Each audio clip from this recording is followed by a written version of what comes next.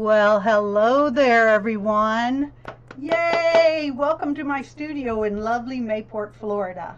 We are going to be doing some printmaking today with Easy Screen. This is a series, and we're going to be talking about printmaking on clay. Why? Because it is so fun, number one. And the other thing is, it's a great transition. If you're a drawer, painter, printmaker, and you've always wanted to teach clay, but you're like, oh, I don't know if I'm ready to stick my toe in the water. Now's your time. We're going to show you how to do it. Easy Screen looks like this. Now, when you get it, basically what it is 8.5 by 11. It's already coated with a light sensitive emulsion so that when you go to use it, it's already, you don't have to stretch a screen or anything. What do I like about this? I like it because I can put it around objects when I'm throwing on the wheel, or I can work with it flat. I cut it up into smaller pieces. Because they are coated with a photo emulsion, you do have a shelf life. So you have to kind of, use it within 6 months. It comes in light sensitive packing. Cut up the sheets. A lot of times I'll develop it and then cut it up. They give you 2 test pieces that look like this. When you go to use it, it has 2 pieces. See that shiny side? That's the good stuff. That's where you want to do your developing. So it has a shiny side and a matte side. Now, it is light sensitive. Just do it in a dark setting, just not a lot of bright lights. Just don't feel like it's that light sensitive. Or I'm going to show you how to make your own. I'm going to show you how to do a simple setup with a dollar store frame. So this is what I got. I got these bulldog clips at the Dollar Tree. I got a piece of black foam core board, and I got a cheap diploma frame, and I disassembled it. With younger kids, the glass is kind of thin, so you might want to change that. So what I did is I just took the backing, and I want to cut you need 2 pieces of foam core board, cut the size of the frame. There we go. This is the way I originally did it. I would get the transparency paper, I'd take it to Office Depot, I'd get 2 copies made, I'd put the 2 copies together. This is what I started using instead. It's this inkjet film. I ordered it from Amazon, and it's real foggy looking, and it is shiny on one side and opaque on the other. And I could print that on my inkjet printer. You print on the rough side of the paper. So now I've got my transparency, I've got my easy screen, I've built how I'm going to develop it, those pieces, and I have got my transparency to block the light. So I took the acrylic off, I've got the shiny side of the easy screen, and I put my image on top of the shiny side. And then you want to put the glass on top, or plexiglass, and you want to clip it. It's pretty important because you want everything to be really smashed together. You don't want any light getting in between there. So you really want it clipped tight. Now you're ready to put the other piece on because you got to block the light. And you're going to run outside, and you're going to set your watch or your iPhone for 1 minute. Then after your minute, you're going to come in, you're going to unclip everything. Like you'll notice I covered it up when I took it out, and I covered it up when I brought it back in. And I do it midday, really sunny day. I never do it overcast. You'll slightly see a little bit of it, how it's gotten transparent, and then you put it in water and you leave it for 15 minutes. When you leave it in there 15 minutes, you'll pick it up. If it's fresh, the image really just comes off. I just squirt through it, and I am done. This is what I do to get ready. I have these images. If you use an image like this that has a lot of grayscale, it's not going to work as good as something like that. This one is one I use a lot. And how did I do that? I drew lines on a sheet of paper, and I scanned it, and I printed it on that sheet that I showed you, the transparency sheet. This is what I put when I'm going to rinse this out. This is a stitchery, plastic stitchery stuff I got at Walmart. And when I get this stuff out of the water after it's been in the sun and I have to flush it out with water, I put this on here so I can really hit it with the hose or my sink. 2 things that I do want to show you. One of them is this. It's called Toner Aid. When you print your prints on that inkjet paper and you spray this on, it makes the blacks blacker. And this is another thing that I got, and this is a photo flood bulb. But you want to look for a photo flood. You want to look for 250 watt. You can develop your screen inside within maybe 7 minutes. This is another thing that I do when I use Easy Screen. I have a Silhouette Cameo die cut machine. So what I did is I cut this out, Cameo die cut machine.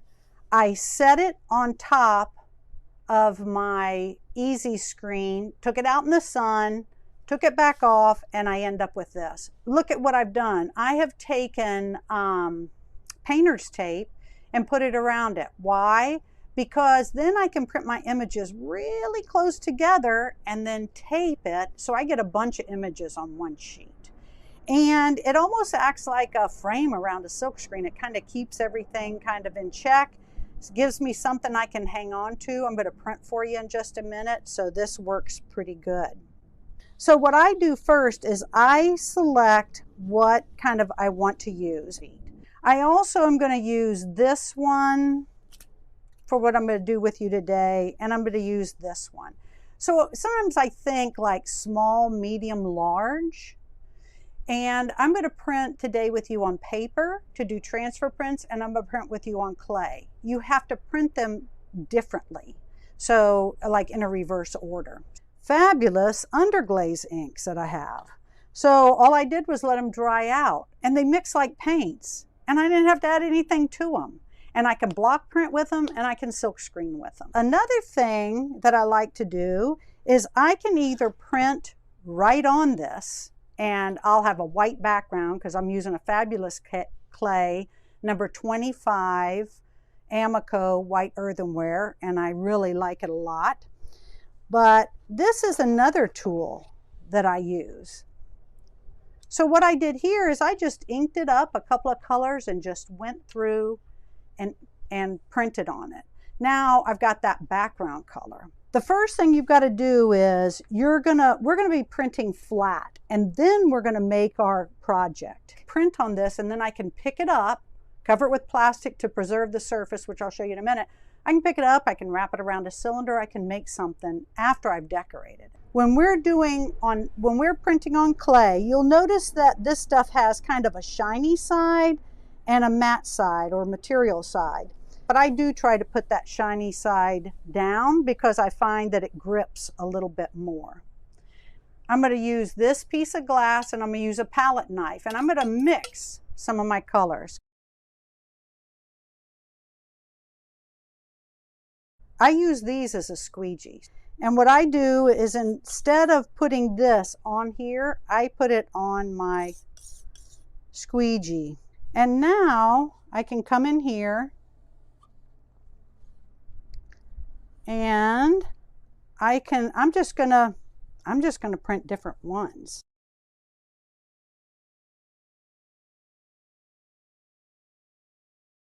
So I'm going to use this one now. I'll put it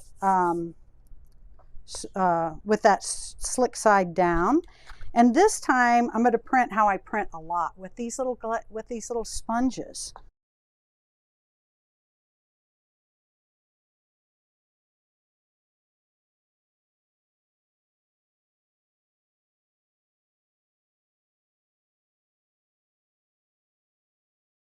This last one.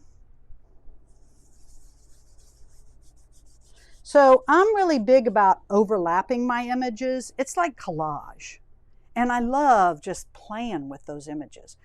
And the beauty with underglazes is what's the worst can happen? You sponge it off and start again. I mean, underglazes are, if I had one product in my whole studio that had the most flexibility, it would be underglazes. So this one I printed earlier today, and I sandwiched it in between some plastic. This is what happens. You're teaching school, the kids have this done, but it's time to go to science or another class. So what you can do is to put your slab on a piece of plastic and then cover it with plastic and really smear it together. and it'll stay just like you left it for the most part. But let's say you come back the next day and holy cow, Johnny's it's not bone dry, but it's stiff. What you can do is pick this up and put a wet newspaper or paper towel underneath it, and that clay will wick the moisture up.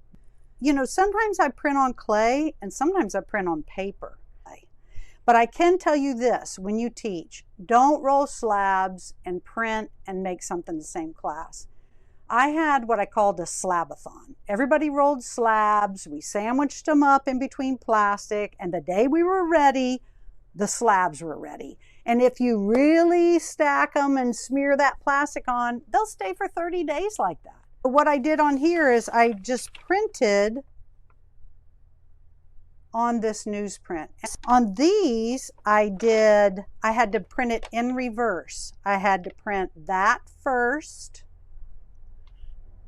Then I had to print this, because whatever I print first is going to be in the foreground when I do paper transfer prints. What's the advantage of printing on paper and transferring it? The time issue in the classroom is great because you can spend a lot of time decorating the papers and not being stressed about doing the clay, and then bam, put it on the clay. So you're doing all your designing first and printing and deciding then what you want to do. Plus, you could cut it up. All right, so now you can see I sponged over that.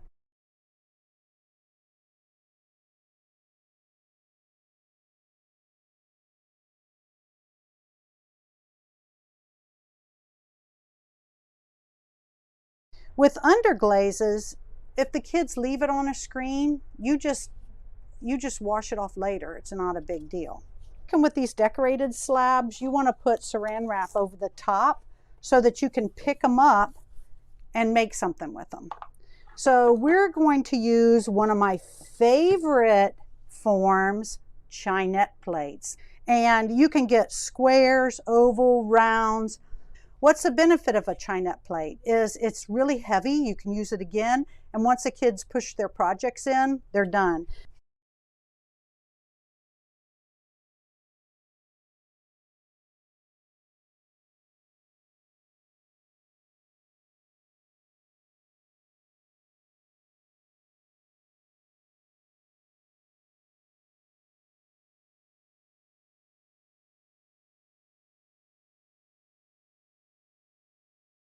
I love that plate.